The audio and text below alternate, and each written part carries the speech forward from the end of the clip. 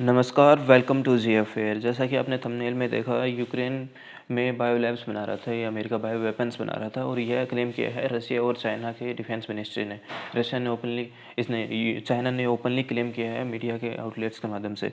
और रसिया की defence ministry ने कहा है कि यूएसए अमेरिका जो यूएसए है वो यूक्रेन में बायो वेपन्स बना रहा था, जो मे भी रसिया के खिलाफ यूज़ होने वाले थे, या पूरे वर्ल्ड में मतलब जो भी चल रहा है वहाँ पर, जैसे ये मोस्टली बीमारियाँ होती हैं ना, उनके जैसे बायो वेपन्स बना रहा था। और लेकिन यूएसए ने इसको डिसमिस किया है कि बिना एविडेंस के आप हम पर आरोप लगा रहे हो, एक तरीके से सिर्फ क्लेम कर रहे हो और कुछ नहीं है। यूएसए ने ये कहा है कि आप सिर्फ आरोप लगा रहे हो और कंस्पायरेसी थ्योरी बनाए जा रहे हो।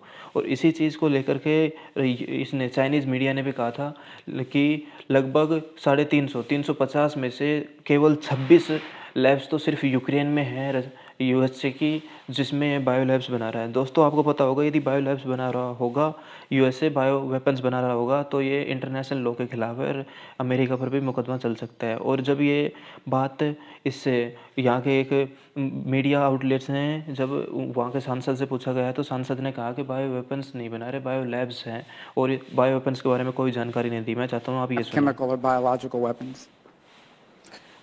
Ukraine has biological research facilities, which, in fact, we are now quite concerned Russian forces may be seeking to gain control of. So we are working with the Ukrainians on how they can prevent any of those research materials from falling into the hands of Russian forces should they approach. I'm sure you're aware that the Russian propaganda groups are already putting out there all kinds of information about how they've uncovered a plot by the Ukrainians to release biological weapons in the country and with NATO's coordination. If there's a biological or chemical weapon incident or attack inside of Ukraine, is there any doubt in your mind that 100% it would be the Russians that would be behind it? There is no doubt in my mind, Senator, and it is classic Russian technique to blame on the other guy what they're planning to do themselves.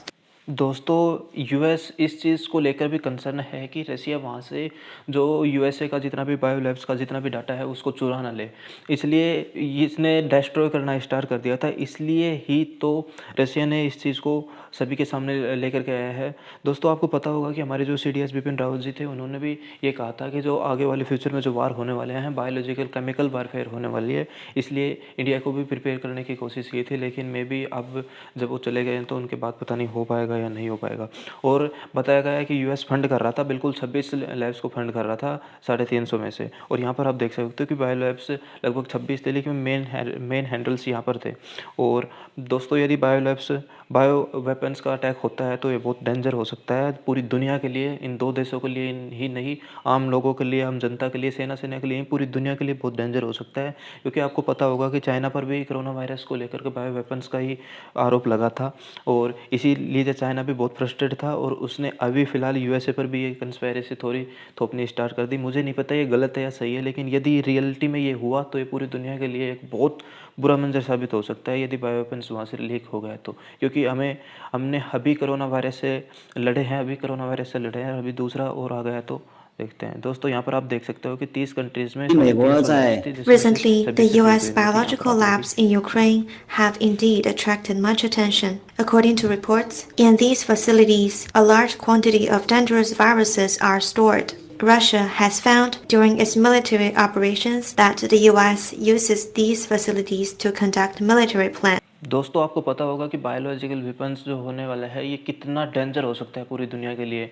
हमें polio जैसी बीमारी होगी, इस पे स्पाइनिस जो बोलते थे ना, फ्लू आई थी, स्पेनिश फ्लू हुई थी, और वही स्वाइन फ्लू बोला था, और बहुत ज़्यादा ब्लड फ्लू भी आई थी और अब कोरोना वायरस आया हुआ है, जिससे अभी पूरी दुनिया मतलब निकल कर के आई है। और अभी यदि बायोलॉजिकल वेपन्स का यूज़ कर लिया जाता है तो ये पूरी दुनिया के लिए बहुत डेंजर साबित हो सकता है। दोस्तों, मैं चाहता हूँ कि कमेंट में आप राय दें कि चाइना और रशिया के द्वारा लगाए गए आरोप सही हैं या यूएसए जो कह रहा है वो सही है। और यदि बायोलॉजिकल वेपन्स होता है, यदि दुनिया के पास है, तो हमें भारत का क्या रुख रखना चाहिए और इसको यूएन में उठाना चाहिए या नहीं, और हमें भी खुद को भी इससे मतलब बायोलॉजिकल वेपन्स के लिए तैयार होना चाहिए या नहीं। क्योंकि जो फ्यूचर में जितने भी वार होने वाले हैं वो केमिकल वार होने वाले हैं, ये तो आपको पता है। अभी तो चल रहा है छोटा छोटा मोटा, लेकिन ये भी दावा है कि जो रसिया है, रसिया बहुत बड़ा कुछ करने वाला था। यूएसए ने दावा लगाया कि रसिया बहुत बड़ा कुछ करने वाला था, इसलिए हमने तो बायोलॉजिकल वेपन्स बनाने स्टार्ट किए थे। लेकिन अभी यदि ये दावा यूएनओ में उठता है तो देखते हैं। दोस्तों लाइक कीजिए, शेयर कीजिए, कमेंट्स कीजिए।